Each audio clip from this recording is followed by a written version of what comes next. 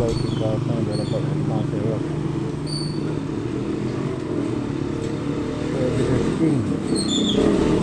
Dito na ako, kaso ang problema natin parang wala si bro. Baka ba? Kaso walang tao. Kaya nga break time. Eventually, Yes, what's up, Ricky Mar Motovlog? We are now in the King Moto Zone. So, ito yung mga kanilang available parts.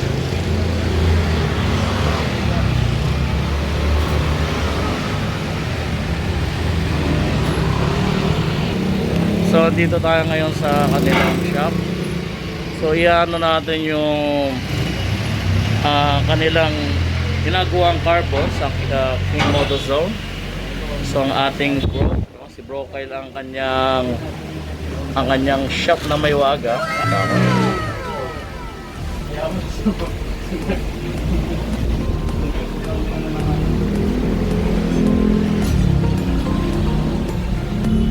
Siyempre kausapin natin yung ating kabro.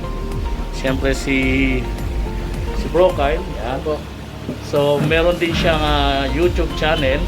So ano yung YouTube channel mo, bro? LG Motovlog po, yan mga boss. Subscribe nyo po. Siyempre si Ricky Maro Motovlog, nakakalimutan. Bali magka-group kami kay Read for Speed sa RBC team, no? So bali nandito tayo sa shop niya upang malaman natin kung ano ba yung sekreto ng kanyang mga carbon, no? So ano ba yung laging pinupunta ng mga kanyang client? So ano ba yung pinaka best mas mabenta o may mabili? So doon sa kanilang ginagawa. So ito ang ating master doon. So siya ang mag-guide ngayon sa atin. So yun bro, ano bang pwede mo maigawa sa amin? Kasi kami, shop pala namin King's Moto Zone. More on repair and maintenance kami, pero since naglagay kami ng carbon, ang medyo humatak na sa amin, pataas. Ang kadalasang customer namin dito puro NMAX version 2 sa ngayon kasi nagpuhunan na kami. Nag-stock kami ng mga on-hand na items para kahit pa paano pag dumating yung customer, hindi na mag-aantay. Kasi ang gawaan namin ng carbon ngayon is 7 to 10 days dahil marami kaming nakasalang. Mamaya papakita ko sa inyo yung mga project bike namin. Pero kasi sa amin nagpasalang isang buong version 2 ng NMAX. Labot siya ng almost 80 plus. 80 plus. Oo, grabe, ganun ka, grabe yung may-ari. Sobrang tindi ng may-ari na yun. Meron din kaming mga on-hand, pang X-Max, Aerox. Kapag mga big bike, pwede kami gumawa ng pang big bike. Yun, lahat ng mga bro. Yun pala, shoutout pala ba, magtampo sila Dave Barurot, then Tentorero, si Reaper Montevecchio, then si RP King, then si Joker, then si Rakista, yan, si Papa Clay, yan yung private. Team North Ninja. Yan, Team North Ninja, yan, sila Dimmer Hub yan, tapos si laging bumabiyahe. yan, sila Muto, niya. Basta yung isang admin na nagsama sa akin sa Team North, sa parang si Bro Dale ba yun? Yung isang admin ng Team Ninja yan, shoutout sa inyo dyan. So, ang ganda ng track day nyo, nakakaingit. Sana makasama sa susunod. So, yun bro, pwede mo ba kaming ano yung mga parts na talagang Pwede po. Ayan. Sige po. Ito po, pang X-Max to. Yung mga fairing sa espada ng X-Max, yung front tsaka battery cover. Pagdating naman dito, ito yung pang version 1 namin na NMAX. Ito, twill pattern. Tapos silver twill, white honeycomb. Ito mabigat. Yung hybrid camouflage. Yung presyo niyan, halos doble ng ibang pyesa. Dahil sa tela pa lang, nagmamahal na. So, check niya po. So kakaiba talaga yung kanilang camouflage kung papansinin nyo. Talagang the best yung kanyang pagka-camouflage. Saka yung paglatag yung paglapad, yan yung mapapansin nyo kasi sa pattern. Kung makikita nyo yung paglapad ng pattern. Kasi yung iba, tinitingnan kasi na parang madali pero napakahirap po niya. Hindi po basa-basa yung nagagawang pattern na ganyan. Talagang dibdiban. Opo. Tapos, ito, meron din kaming hybrid na honeycomb. Yan ang Ayan. honeycomb, yan. Isa pang hybrid na tela namin. So ayan yung mga bagong naglalabasan ngayon bro, no? Yung mga honeycomb na ganyan. Kasi ito, meron din kaming LV pattern. Ayan, parang Louis Vuitton. Ayan. And medyo ka-presyo lang siya halos ng mga 3D lighting. Ito naman, yung lighting pattern namin. Ayan, kidlat siya. Literal na kidlat. Medyo naka-emboss yung pattern niya. Ayan. Lightning pattern yun. Lightning pattern. Meron din naman kaming mga colored pattern.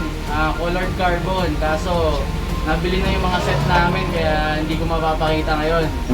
Pero sa susunod na pagpunta, kung di makakabisita man kayo, meron na kaming naka-ready ulit.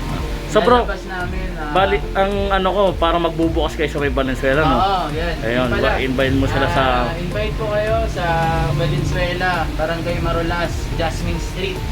Last week ng May, mag-open kami ng second branch namin. Siguro mag-focus kami doon sa carbon helmet. Pero syempre meron pa rin kaming repair and maintenance. Yun. Yan, para meron kaming pang daily sales din. So may plano ka rin doon sa mga mag-helmet kung sakali. Oo. Yan, sa mga gustong maghanap, siguro ang dadali naming brand, isa sa pinagpipilian namin is yung SIP. Yan, kasi dyan tayo makakuha ng maraming freebies, wholesale at discount. Siyempre para mabigay din natin ng mas mababa sa mga customer natin. Yan. Yan. So bali, ito brong nandito ngayon, ito yung inyong project nyo na ano ba yan? Aerox NMAX NMAX version version 2. Opo. So, yung NMAX version 2 nyo, bali, pang full part siya, no? Opo. Pati inner. Itong project pa ito po, more on twill pattern siya. Lahat ng inner parts niya kasama yung compartment, footboard, araro, gas tank, dip, ayan, at iba pa mga parts dyan, front fender, rear, lahat yun, ika-carbon namin ng black. And abangan nyo to sa susunod. At ipopost namin to sa page namin sa Kings Motozone. Yan. Pero siguro mga 1 week pa bago namin matapos yung mga pyesa kasi medyo malalaki. Ang estimated na inaabot na ito sa amin sa mga black inner parts, almost 80 plus. Ayun, ganun Grabe, ka laki, oo. Bigatin Talagang na pang rin ano. ito eh. Parang- Parang yung mga colored. Parang halos bumili ka na rin ng motor. Oo, dalawang NMAX eh. Dalawang Presyo NMAX nito na. pag nakabit yung lahat ng carbon. Grabe talaga ang presyo niya. Siyempre binigyan namin sila ng discount. From 95, ginawa na lang namin 85. Kaya nakaless sila ng 10,000 sa amin dahil percent na binigay namin. Free na rin yung labor. 3 months warranty kami pala sa mga bawat items. 3 months warranty ang inyong binibigay. Hindi magkakaproblema yung item, mapalitan namin ng panibago. Pero hindi agad-agad, syempre, ano rin naman ang oras. Hindi ka agad Kung magkaroon ng problema, bigyan niyo po kami ng 1 week. Papalitan namin ng mga brand new yung mga parts nyo. Yun. Para hindi tayo one-time transaction lang. Meron tayong mga repeat customer talaga. So yun yung magandang ano kasi hindi lang siya basta iiwan nila sa inyo ng walang warranty. So Pag bumili assurance. ka, hindi mo na kami makikita. Pag bumili ka, lagi pa tayo magkikita. Yun. Yan. So review natin yung version na to, yung kanilang ginagawa. Ayan, ito, visor. Ayan, hindi pa kompleto ibang parts, pero yun yung mga nakakapit. Yan, meron ng pink carbon. Ito yung handle, cover, and then upper and lower. So makikita nyo talaga Kariki Maro, napakahirap yung process niya. Lalo na pagka nagkakabit ka ng mga inaano mo yung kanyang linya. Hindi po siya basa-basa na kabit lang. Ito, yung gilid. Yung case ko. Kasang rear fender. Yun pa lang ang mga nakakapit namin.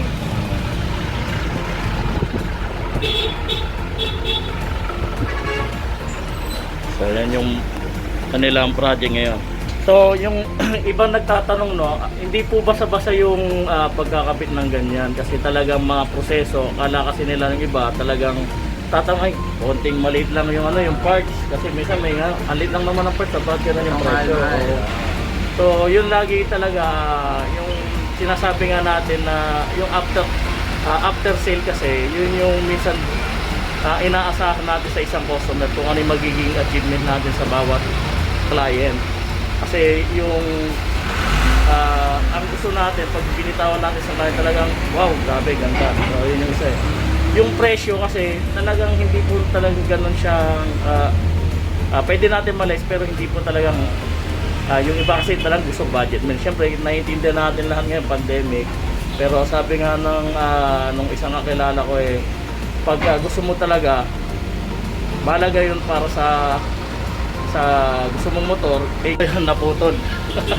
So, bali, yung mga Karikimaru, pupuntahan natin yung kung saan sila gagawa, no? Saan yung processing, final process pa yun, no? So, pupuntahan natin ngayon para makita natin yung kanila, kung paano.